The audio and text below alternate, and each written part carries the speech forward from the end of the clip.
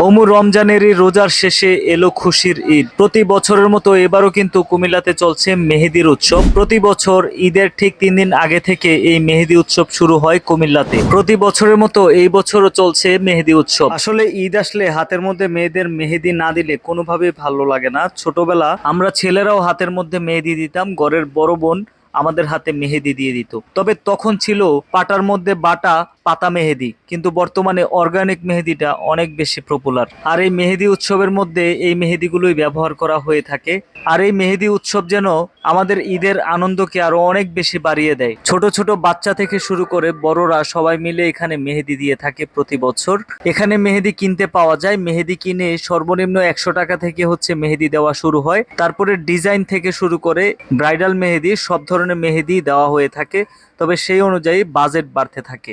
তবে আসলে বাজেটটা বড় কথা না, এখানে আসলে এবং বসলে একটা অন্যরকম আনন্দ ফিল হয়, এটাই হচ্ছে সবচেয়ে বড় কথা। পরিবারের মানুষ সবাই অনেকেই এখানে এসেছে একসাথে মেহেদি দেওয়ার জন্য এবং এই পরিবেশটাকে এনজয় করার জন্য, যেখানে একটি উৎসব মুখর পরিবেশ সৃষ্টি হয়েছে এবং ঈদের আনন্দকে, ঈদের আমেজকে যেন বহুগুণে বাড়িয়ে দিয়েছে এই মেহেদি উৎসব।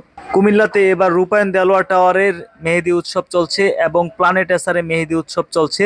তবে আমার কাছে প্ল্যানেট এসারের মেহেদি উৎসবটা সবচাইতে বেশি ভালো লেগেছে।